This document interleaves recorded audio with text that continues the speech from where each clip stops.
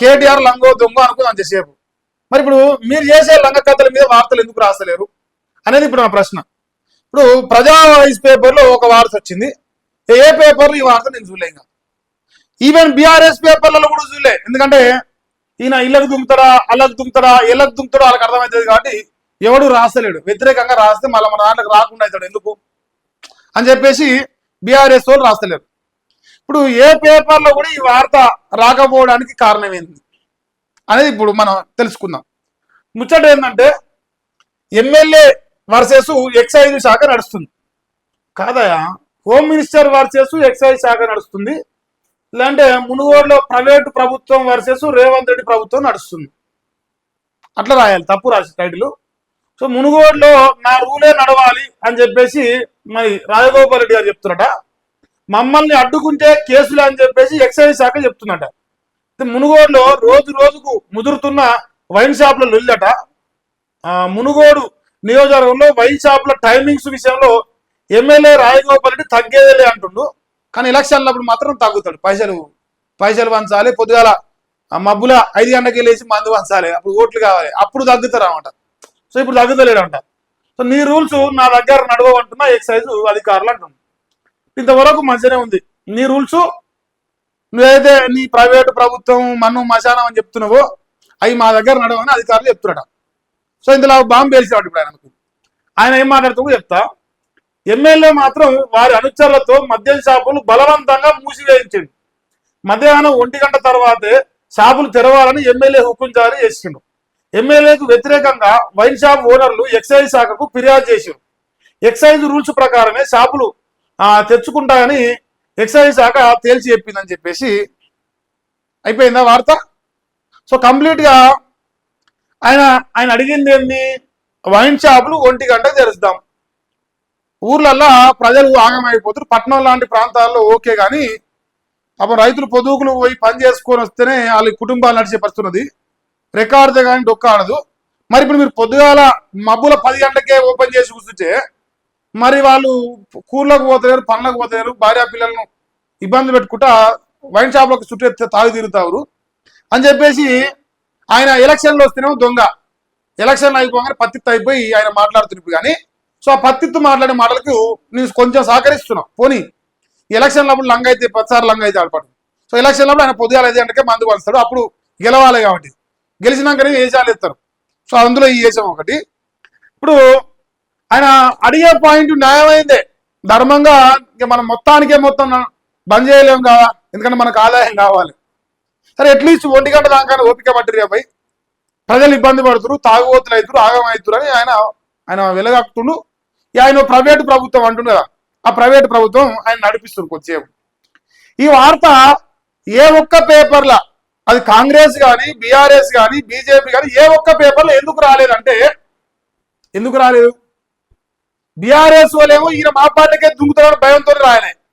కాంగ్రెస్ వాళ్ళేమో ఎక్కడ నా అజ్జతి పోతుందో, నా బతుకుల నా కాంగ్రెస్ తుపుక్కున ఉంచుతుండు అని రేవంత్ రెడ్డి ఈ వార్త రాయకుండా చాలా కష్టపడు. కానీ మీ యూట్యూబ్ ఛానల్ కదా, మమ్మల్ని ఆపలేడు కదా, అందుకే మేము మాట్లాడుతున్నాం. ఇప్పుడు ఒక వీడియో తీసుకొచ్చిన, ఒకసారి మీరు వీడియో చూడొచ్చు. 1 by 1 అర్థం కావాలి. ఇది చాలా ట్రెండింగ్ న్యూస్ వాస్తవానికి, మంచి న్యూస్ ఇది, నాకు నచ్చింది వాస్తవానికి. కానీ ఎవడు రాస్తలేడు, ఎందుకంటే రాస్తే మరి పైసలు రావు కదా, రాస్తే పైసలు రావు. ఇది ఒకసారి వీడియో చూడు. పోలీసులు వైన్ షాపులు బంద్ చేసిరు. ఫస్ట్ మొదలు బంద్ చేసినాక మళ్ళీ వచ్చినామంట.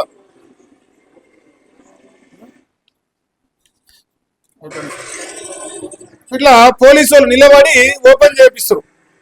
మునుగోడు నేరంలో నారాయణపూర్ అనే నియోజకవర్గం మండలం దగ్గర పోలీసులే పోయి ఓపెన్ చేశారు. మరి క్లోజ్ చేసినోడు ఎవడంటే, ఒక్క నిమిషం ఉందా ఇల్లనే, ఇదంతా నడిచింది నిన్న. బంద్ ఏం జరగట్లేదండి. మేము మా ఈఎస్ గారు డీసీ గారు ఆదేశానుసారం టైమింగ్స్ 10 గంటలతో షాపులు ఓపెన్ చేసి అదే భాగంలో మేము షాపులు ఓపెన్ చేసి చెప్పడానికి వచ్చినాం. ఇంతకుముందు ఎమ్మెల్యే గారు 10 గంటలకు మంచి చెప్పారంట. అదే మేము మా ఈఎస్ డీసీ గారికి కూడా వాళ్ళ దృష్టి తీసుకెళ్ళటం జరిగింది. మీరైతే మీ రూల్ ప్రకారం ఎక్సైజ్ పాలసీ ఎట్టుందో దాని ప్రకారం ఫాలో కామని చెప్పి అందులో నిన్న ఇది చిన్న ఇష్యూ అయిందంటే మా డిసి గారు మమ్మల్ని ఎన్ఫోర్స్మెంట్ వాళ్ళను కూడా జీటీఎఫ్ వాళ్ళను కూడా పంపించడం జరిగింది. ఇప్పుడు విషయం ఏంది? పోలీసు ఆయన ప్రభుత్వంలో ఆయన ఒక అధికారికి అంతే, ఆయనది ఏం లేదు పాపం. పోలీసు వాళ్ళది ఏం లేదు, ఎక్సైజ్ శాఖ వాళ్ళది ఏం లేదు, ఎవరిది ఏం లేదు. అలా ఉన్నదల్లా రేవంత్ రెడ్డి ప్రభుత్వానికి, రేవంత్ రెడ్డి ప్రభుత్వంలో ఉన్న ఎమ్మెల్యే రాజగోపాల్ రెడ్డిది, రేవంత్ రెడ్డి ప్రభుత్వంలో ఉన్న ఎక్సైజ్ శాఖ మంత్రి జూపల్లి కృష్ణారావు గారిది, వాళ్ళదే ఉంది. ఇప్పుడు నాకేం మంచిగా వస్తున్నాయి సామెతలు. మొగని మీద ఉంటే మొగన్ని కొట్టాలి కానీ మందిని కొట్టుకుంటారా? ఊకుంటారా? మొగని మీద కొట్టు మొగనే కొట్టాలి, మందిని కొట్టొద్దు. ఇప్పుడు జరుగుతుంది ఏంటంటే కాంగ్రెస్ ప్రభుత్వం ఎక్సైజ్ శాఖ ఆల చేతుల్లోనే ఉంది, ప్రభుత్వం ఆల చేతుల్లో ఎక్సైజ్ పాలసీ ఆలే లేదు. మీరు ఒకవేళ పతివర్తలు కావాలంటే, పెద్ద ముత్తైదులు కావాలంటే రేపు అసెంబ్లీలో పెట్టి ఎక్సైజ్ రూల్స్ మార్చుని దాని ప్రకారం ఆయన అధికారి అంటారు ఊరంతా బోర్డింగ్, ఆయన బోర్డింగ్, ఆయన పని ఆయన చేస్తాడు, ఆయన డ్యూటీ ఆయన చేస్తాడు. కానీ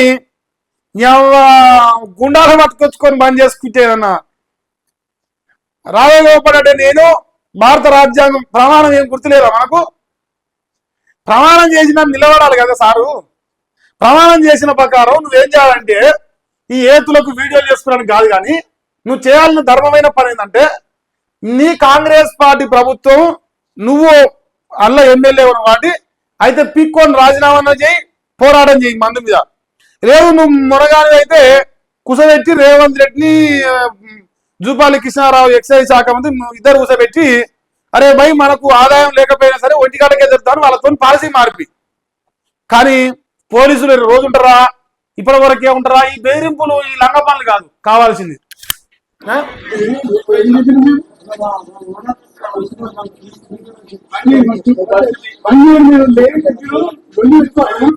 పని చేయరు రాజగోపాల్ రెడ్డి అనుచరులు అంతా కలిసి ఏం చేస్తారంటే మీరు సాపుగా మనిషికో వైన్ షాప్ తెలాడుకోరు. తెలంగాణ మొత్తం ఉంటారా 10,000 మంది ఉంటే 10,000 తెలాడుకోరు. మనిషికో ఒకటో రెండో పట్టుకోరి పోయి రోజు ఆడనే కూర్చొని పని చేపిరు. కానీ ఇప్పుడు మునుగోళ్ళ ఏతులు కాదు, తెలంగాణ మొత్తం అదే ఏతులు చూపిరు. రేవంత్ రెడ్డి కొండాటిపల్లి కూడా పోయి వైన్ షాప్ బంద్ చేయరు, కొడంగల్ పోయి కూడా వైన్ షాపులు బంద్ చేయరు.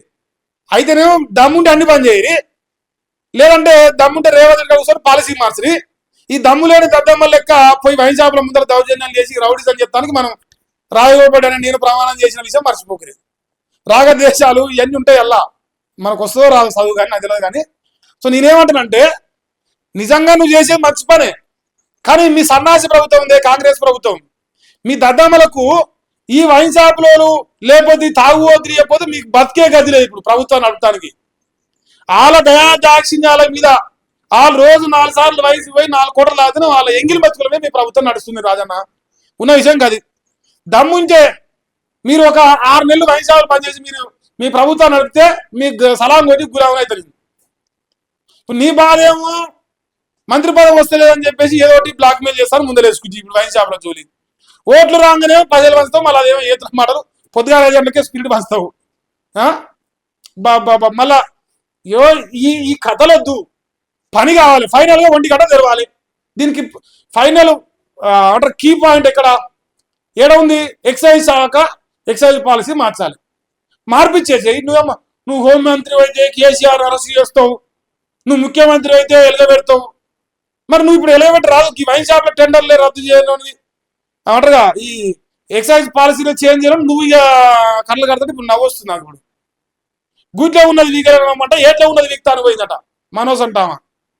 ఈ వైన్ షాప్ల విషయంలో వైన్ షాప్ల ముందు ఊరంతా టెండర్లు వేసి వాడో టెండర్ వేసి వానికి వయసు వచ్చింది, వాని బతుకు వాడు బతుండు, లోకంతో పాటు వాడు నడుతుండు. వాని మీద ఏతులు ఎందుకు? ఏతుల వీడియో తీసుకొచ్చుకోవడానికి తప్ప. నిజంగా నువ్వు ధర్మంగా చేయాల్సి వస్తే నువ్వు ఆ పని చేయి. మీ కాంగ్రెస్ ప్రభుత్వం మాట్లాడు. మా రేవంత్ అన్నకు చేత కాదు, నీ సాపు చెప్తున్నా. నెలనాడు 31 వస్తే 1000 కోట్లు చంపాలి, సంక్రాంతి వస్తే 1000 కోట్లు చంపాలి, దసరా పండుగ 2,000 కోట్లు చంపాలి. ఇది ఎరుకు మా అన్నకు. ఇంకా ఈ సరిపోక నిన్న మన నుంచి ఇంకో కొత్త ప్రోగ్రామ్ తెచ్చుకోరు. ఈ సరిపోక ఇవన్నీ ఆటో డెబిట్ సిస్టమ్ అట. ఆటో డెబిట్ సిస్టమ్ తేవాలి ట్రాఫిక్ చలాల విషయాన్ని గీజీ వంటిలాగా కథలు పడతారు. మీరు ఇప్పుడు ఈ పాలసీలు ఇవన్నీ విషయాల్లో ఏం పీకలేక ఏతులకు పోయి వీడియోలు తీసుకొని ఇట్లా షోకేజ్ నడిపిస్తారు తప్ప దేనికి మనకు వస్తలేదు. ఇంకోటి ఇక వైన్స్ పోలీసులు వేయినాక మరి ఉన్నప్పుడు ఇట్లా వైన్స్ చూడడం కొడతారా, ఇది ఇంకా గమ్మత్, ఇది నవ్వు వచ్చింది నాకు. యూట్యూబ్ కమ్యూనిటీ గైడ్ లైన్స్ ఏం మరి సో ఇట్లా మనిషిని ఎగవాడితే అవుతుందా పని? ఎగవాడితే కాదు, పాలసీ మారితే పని అవుతుంది. ప్రచారం వద్దు మనకు, పని కావాలి. పని అయ్యే పనులు చేద్దామంటే చేత కాదు, మనకు ప్రచారమే కావాలి. మంది ముందర హైలైట్ కావాలి, మంది ముందర ఎత్తులు పడాలి. మనం చేసే లంగా కథలు చాలా ఉన్నాయి. మరి ఇప్పుడు ఇవన్నీ అడిగితేనే నొప్పులు లేచి కేసులు పెట్టాలి మనం. మన సక్కమైన వాళ్ళమా? మన సక్కమైన వాళ్ళం అయితే అన్ని నడిపించవచ్చు. మరి ఈ వార్తను ఎందుకు తెలంగాణ రాష్ట్రంలో ఏ ఒక్క పత్రిక తీసుకోదు కూడా. ఇవన్నీ తెలంగాణ ప్రజలకు తెలిస్తే కాంగ్రెస్ వాడు తాగుబోతులతో బతుండు అని లోకం అంటది. కాంగ్రెస్ వాడు దమ్ము లేదు దద్దమ్మలని అంటారు లోకం. కేసీఆర్ తాగుబోతుల తెలంగాణ చేసిందనగా మీరు సంసార తెలంగాణ చేస్తామని అధికారంకి వచ్చిందిగా, కేసీఆర్ కన్నా ఇంకా 10 తాపుతురు అని లోకం తుపుక్కున ఊలుస్తుంది. సో ఇవన్నీ భయాలై పాపం మరి రాజన్న చేసే మంచి ప్రయత్నాన్ని ప్రజల్లోకి పోకుండా పేపర్లు రాయకుండా కవర్ చేసుకుంటారు. అది పరిస్థితి. ఈ తెలంగాణ రాష్ట్ర ప్రజలకు మరి కేటీఆర్ విచారంతో మనకు రూపాయి రాదు, ఆర్ఎస్ ప్రవీణ్ విచారంతో మనకు రూపాయి రాదు. కానీ ఇప్పుడు ఎక్సైజ్ పాలసీ ఏమైనా కినిమి చేస్తే జనం కుటుంబాలు చల్లబడతాయి. ఊరుకు 10 మంది విధవాళ్ళు తగ్గుతారు. అది మనకొద్దు. ఎలక్షన్లు వస్తే పైసలు వచ్చే బ్యాచ్ మనం కాబట్టి మనం మంది ముందర ఎత్తులు పడుతున్నాం. కానీ నాకు తెలుసు, నేనేమంటున్నా, కాంగ్రెస్ గవర్నమెంట్ దమ్ముంటే నేను చెప్తున్నా కదా, 1 నెల రోజులు పని చేయరు. లాస్ట్కి 1 నెల వైన్ షాప్ పని చేసి మీరు పూటలు తీరు. 1 రూపాయి కూడా ఎవరిని కాడ అప్పు చేయకుండా ప్రజల నుంచి వచ్చిన పన్నుల ద్వారా వచ్చిన ఆదాయంతో 1 నెల నడుపురి వైన్ షాపులు లేకుండా. మీకు దండం పెడతాను ఆయన ఆ పని చేస్తే మీతోనవుతుందా? సో ఇప్పుడు మా రాజన్న చేసిన ప్రయత్నం ఏడో రాదు కూడా పాపం. రౌడీ అయిపోయాడు. రౌడీ వర్సెస్ రేవంతా మరి ఏమని పెట్టాలి? అట్నే పెట్టాలి. రౌడీ వర్సెస్ వైన్స్ అని పెడతాం. నువ్వు రౌడీగా లెక్కన తయారవుతున్నావు తప్ప చట్టబద్ధంగా ప్రజాస్వామ్యంలో ఒక ఎమ్మెల్యేగా ఉన్నాడు సిగ్గు లేకుండా గూడాలు పంపుతారా? చట్టపరంగా చెయ్యి దమ్ముంటే. దమ్ము లేని దద్దమ్మ లెక్క మీదికే చెప్తే అది గొప్పనా?